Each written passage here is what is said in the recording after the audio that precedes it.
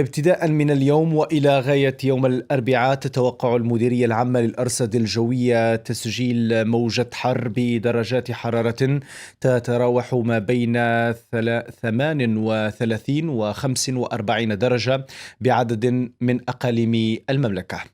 وأوضحت المديرية في نشرة إنذارية من مستوى يقظة برتقالي لها أنه يرتقب تسجيل موجة حر بدرجات حرارة تتراوح ما بين 42 و 45 درجة بعملات وقليم تونات وأوسرد وزان العرائش وادي الذهب بوجد. هل أنت مستعد لموجة حر قد تتجاوز 45 درجة؟ حرارة غير مسبوقة تضرب المغرب من اليوم وحتى الأربعاء، درجات حرارة تصل إلى 45 درجة في عدد من الأقاليم.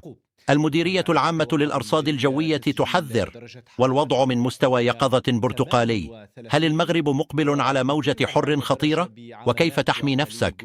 دور أسزاق، سمارة، طاطا، زاقورة، القنيطرة، سيدي قاسم، سيدي سليمان، قلعة السراغنة ومراكش، الرحمنة، الخميسات، بني ملال، فقيه بن صالح ومولا يعقوب. كما تتوقع المديرية تسجيل درجة حرارة تتراوح بين 38 و 42 درجة بعملات وأقاليم قلميم، تارودانت، بن سليمان، برشيد، خريب، قاسطات، شيشاوة، سلا، تمارس، خيرات، سيدي بنور، اليوسفية، مكناس، الرشيدية، خنيف، رفاس، قرسيف وتازح. موجة الحر هذه ليست عادية، وقد تكون من بين الأقوى هذا العام.